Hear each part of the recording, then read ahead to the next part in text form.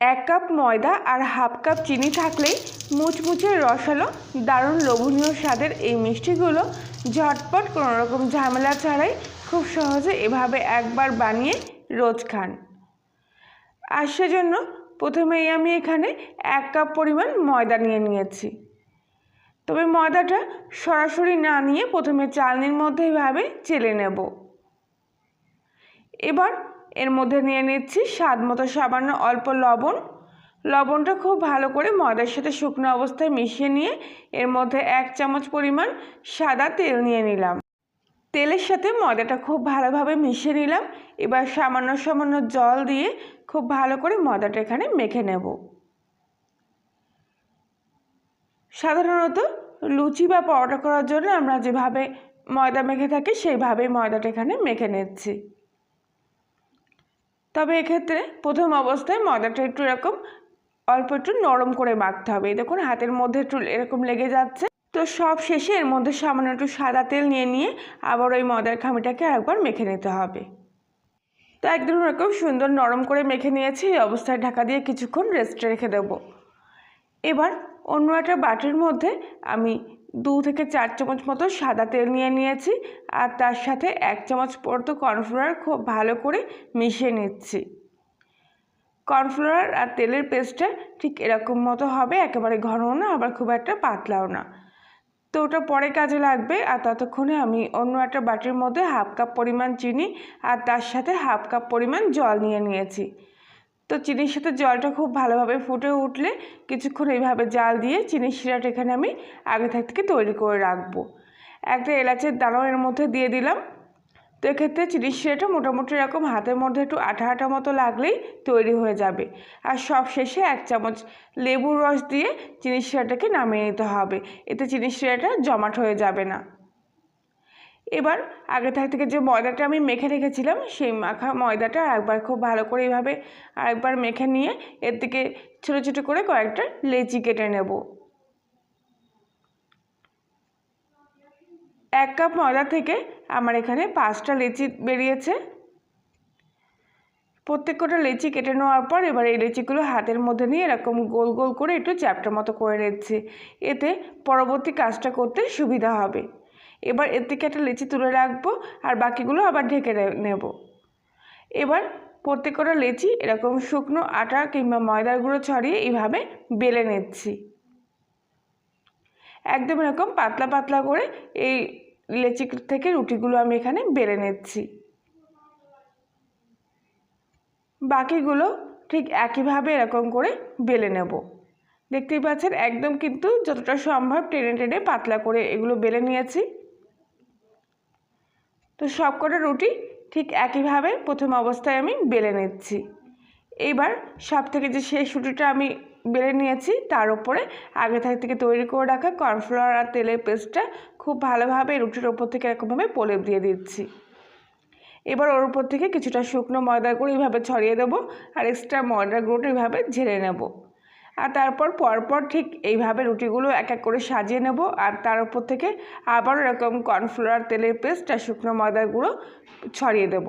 মানে যতবার পরপর রুটিগুলো পড়বে ততবারই কিন্তু এই কর্নফ্লাওয়ারের পেস্ট আর শুকনো ময়দার গুঁড়ো উপর থেকে এইভাবে ছড়িয়ে দিতে হবে। এর ফলে লেয়ারগুলো কিন্তু খুব সুন্দরভাবে ফুটে উঠবে। তো পরপর 5টা রুটি আমি এখানে একদম বসিয়ে নিয়েছি।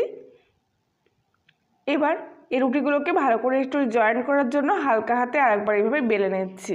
আর এর ওপর থেকে আবারও কর্নফ্লাওয়ার আর তেলের পেস্ট আর ওপর থেকে শুকনো ময়দার গুঁড়ো ছড়িয়ে দেব। এরপর এই রুটিগুলোর থেকে এরকম লম্বা লম্বা ফালি কয়েকটা ভাগে কেটে নিচ্ছি। প্রত্যেকটা ভাগ এইভাবে কেটে নেওয়ার পর সাইড থেকে কিছুটা অংশ আমি কেটে বাদ দিয়ে দিলাম। বাদ দেওয়া অংশগুলো তুলে রাখবো। এবার ঠিক এরকম একটা কর্নার থেকে মুড়িয়ে এরকম রোল মতো করে এগুলোকে তুলে নিচ্ছি। বাকিগুলো ঠিক একইভাবে এরকম রোল মতো করে মুড়িয়ে নেব, তারপর এখান থেকে তুলে নেব। তবে খেয়াল রাখবেন যেন রোলগুলো একটু টাইট হয়, যেন ভিতরে কোথাও ফাঁপা না থাকে। তো সব কটা কাটা অংশ আমি এইভাবে মুড়িয়ে মুড়িয়ে ফোল্ড করে রোল মতো করে নিচ্ছি। এবার এর থেকে একটা রোল এইভাবে নিয়ে ঠিক যে জয়েন্টের মুখটা, সেই জয়েন্টের মুখটা এরকম ভালোভাবে সিল করে দিয়ে তারপর এরকম হাত দিয়ে একটু চ্যাপটা করে নিয়ে শুকনো ময়দার গুঁড়ো ছড়িয়ে এইভাবে বেলে নিচ্ছি। একটু পাতলা মতো করে বেলতে হবে। এই দেখুন কত সুন্দর এটা তৈরি হয়েছে।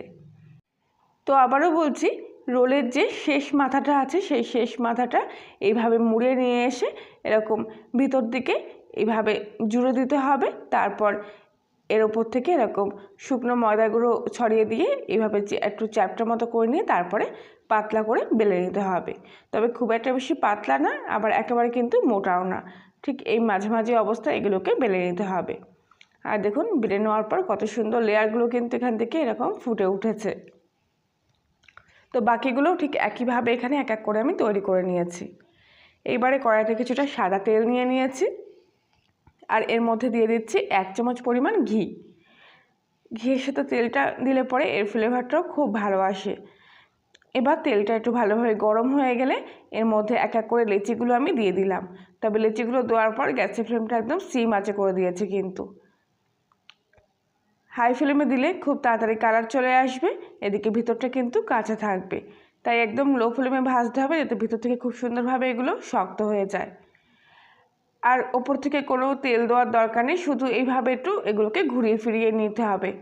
বারবার করে এইভাবে উল্টো পাল্টে একটু ঘুরিয়ে ফিরিয়ে দেবেন, দেখবেন আপনি এগুলো কত সুন্দর ফুলে উঠছে। আর একটা পিঠ পুরোপুরি সুন্দরভাবে ভাজা হয়ে গেলে উল্টো পিঠটা উল্টো দিতে হবে ভাজা হওয়ার জন্য।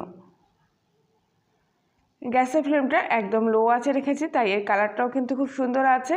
আর ভাজার পর এগুলো কিন্তু খুব সুন্দরভাবে শক্ত হয়ে গেছে। এই দেখুন ভিতর থেকে একটু চেক করে নেবেন যে কোনো কাঁচা নরম ভাব আছে কিনা। এরকম শক্ত হয়ে গেলে তারপর তেল থেকে এইভাবে ছেঁকে নিয়ে এগুলোকে তুলে নিতে হবে। তো বাকিগুলোও ঠিক একইভাবে এখানে আমি তৈরি করে নেব। আশা করছি আজকের রেসিপিটি সম্পূর্ণ দেখার পর আপনাদের ভালো লেগে থাকবে। ভালো লাগলে প্লিজ লাইক শেয়ার কমেন্ট করে জানাবেন।